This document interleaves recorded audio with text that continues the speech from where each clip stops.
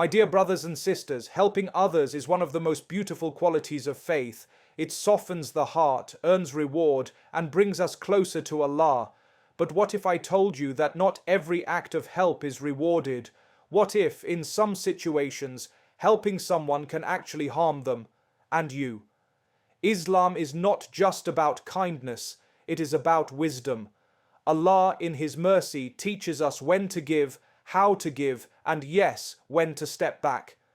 Today's reminder is not about becoming harsh, it is about becoming aware, because sometimes the greatest help is knowing when not to help. Listen carefully, reflect deeply. This message may change how you see help forever. Those who persist in arrogance despite advice are among the most difficult people to help, not because guidance is unavailable, but because their hearts are sealed by pride.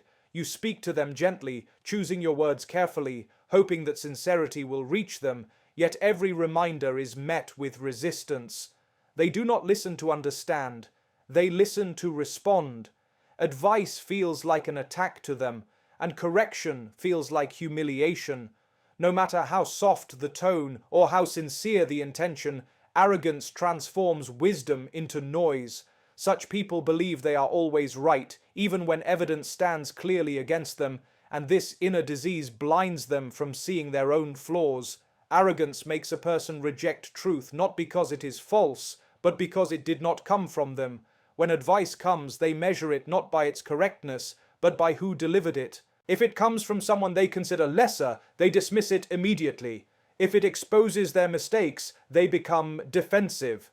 Pride convinces them that admitting error will reduce their worth, when in reality it is arrogance that robs them of growth. Their heart becomes heavy, unwilling to bow, unwilling to reflect, unwilling to change. And with every rejected reminder, the heart hardens further.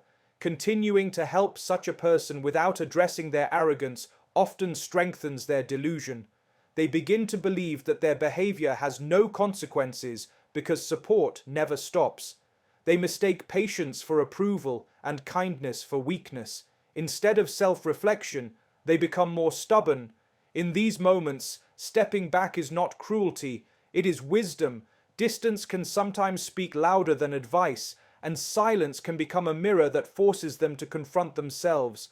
Until humility enters the heart, guidance remains at the door, waiting to be welcomed. Those who openly reject guidance and mock faith place themselves in a dangerous position, not because guidance is unclear, but because they choose to treat it with contempt. They are not ignorant of the reminder, they are aware of it, yet they respond with sarcasm, jokes, and ridicule. When faith is mentioned, they roll their eyes. When truth is shared, they laugh. Mockery becomes their shield, protecting them from self-reflection and accountability. By turning sacred matters into entertainment, they slowly numb their hearts, making it easier to dismiss what was meant to elevate them. Mocking faith is not merely disagreement, it is a form of arrogance that hardens the soul. These individuals do not seek understanding, nor do they ask sincere questions. Instead, they belittle believers, trivialize acts of worship, and turn guidance into something outdated or foolish. Over time, this attitude shapes their character, creating a distance between them and anything that reminds them of responsibility to Allah. When someone consistently treats guidance as a joke, continuing to help them without boundaries can unintentionally validate their behavior, as if their mockery carries no weight or consequence. Offering support to those who ridicule faith while they persist in their behavior often enables them to continue unchecked. They may accept help while simultaneously insulting the very principles that inspire that help. This imbalance turns kindness into a tool they exploit rather than a means of transformation. Wisdom teaches that faith is honored, not chased, and guidance is offered with dignity, not desperation. When mockery replaces sincerity, stepping back becomes an act of respect for what is sacred. Allowing such individuals to feel the absence of support can create a space where reflection becomes possible, where silence replaces laughter, and where the heart may finally sense the seriousness of what it once mocked. Those who repeatedly exploit kindness without change are often skilled at recognizing soft hearts and generous hands. They approach with familiar stories, convincing words, and promises that sound sincere, yet their patterns never shift. Each time help is offered, it brings temporary relief but no transformation. There is no effort to improve, no sign of learning from past mistakes, and no gratitude that leads to responsibility. Kindness becomes something they expect rather than appreciate, and over time they begin to believe it is owed to them.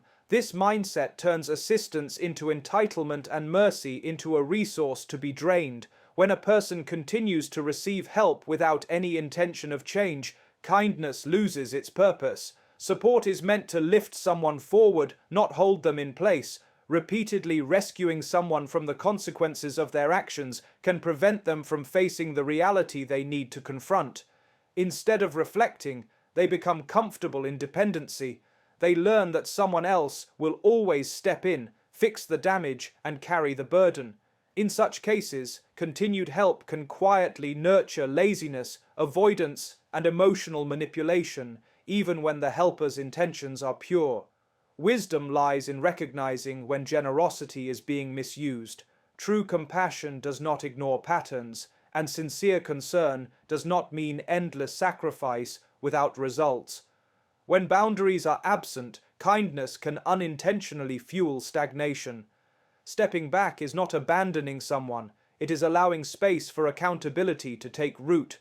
Sometimes the pause in assistance forces a person to confront their own choices, their own effort, and their own responsibility. It is in that discomfort that growth can begin, when reliance shifts from exploiting others to facing oneself, and when kindness is no longer consumed without reflection, but understood as a gift that carries responsibility. Those who spread harm, corruption, or injustice expand it into 300 words and make it lengthy paragraphs and do not add any ending sentence. Those who spread harm, corruption, or injustice may appear strong, influential, or even persuasive, but their actions leave destruction wherever they go. They benefit from chaos, thrive on manipulation, and often justify their behavior with clever excuses. When confronted, they deflect responsibility, claiming necessity, entitlement, or righteousness, while ignoring the pain they cause. Their words may sound convincing, yet their actions reveal a pattern of exploitation, oppression, and disregard for the well-being of others. Helping such individuals without restraint risks becoming a silent partner in the harm they create. Injustice does not always appear openly. Sometimes it wears the disguise of ambition, authority, or personal interest. Those who spread corruption often normalize wrongdoing, making it seem acceptable or unavoidable. They may pressure others to support them, emotionally or materially, and label refusal as betrayal or weakness.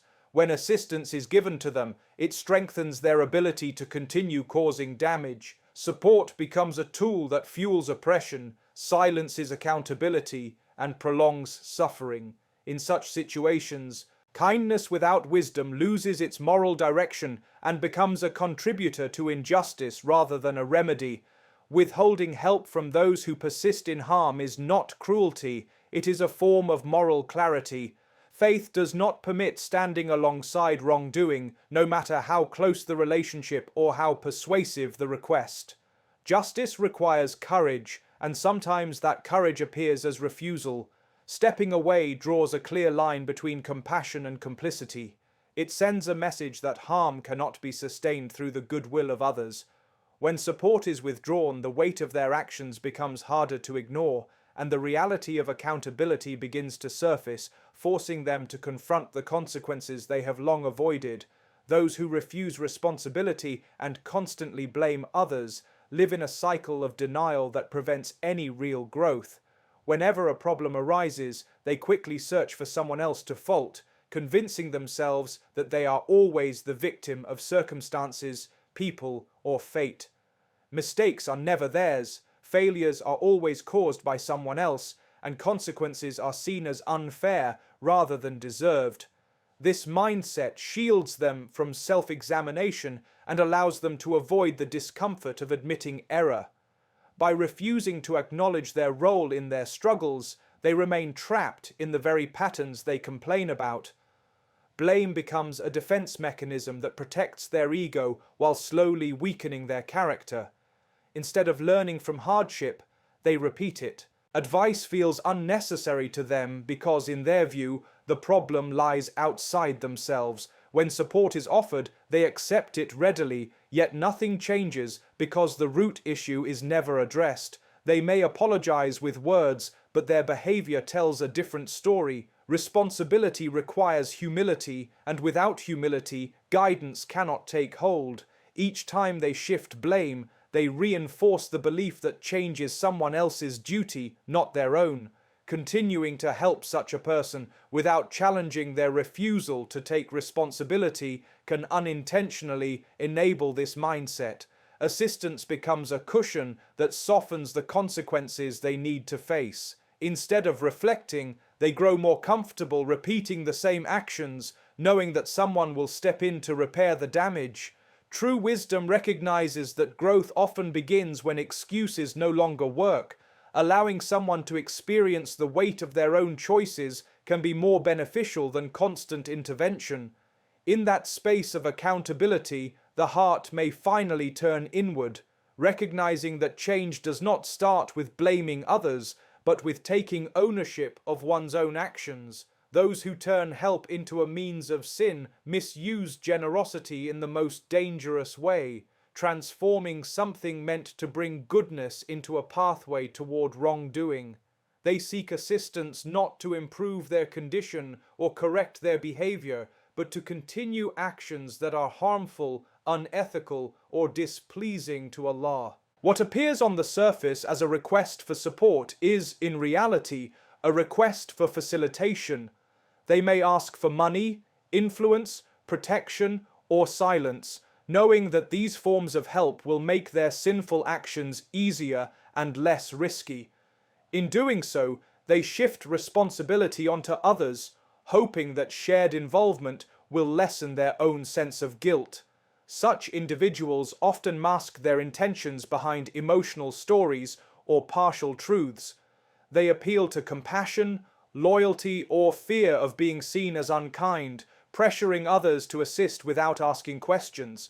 When help is given, it does not lead them toward repentance or reflection. Instead, it strengthens their ability to persist in wrongdoing. Over time, this pattern dulls the conscience of both the one seeking help and the one providing it. What began as mercy slowly becomes complicity, and boundaries blur between kindness and participation in sin.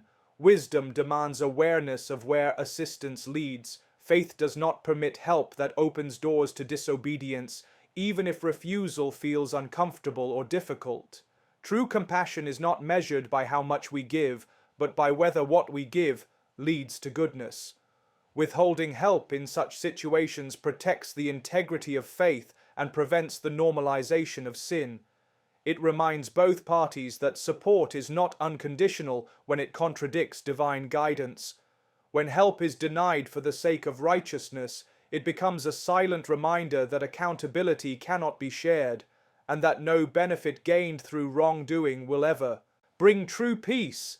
My dear brothers and sisters, this reminder is not meant to harden our hearts, but to refine them. Islam calls us to be compassionate, generous, and caring, yet it also calls us to be conscious and wise. Not every request for help is a test of generosity. Sometimes it is a test of discernment. When help is given without wisdom, it can quietly become a burden, a source of harm, or a barrier to someone's growth. Allah does not ask us to carry responsibilities that belong to others, nor does He ask us to support actions that distance people from truth. True mercy is never blind. It recognizes patterns, understands consequences, and places faith above emotion. Setting boundaries does not mean abandoning others. It means trusting Allah's wisdom over our own emotions. Sometimes guidance comes through giving, and sometimes it comes through withholding. When intentions are sincere and actions are aligned with righteousness, help becomes a source of reward. But when help enables arrogance, mockery, injustice, or sin, stepping back becomes an act of obedience. May Allah grant us hearts that are soft yet firm, generous yet guided, and wise enough to help in ways that bring benefit in this life and the next.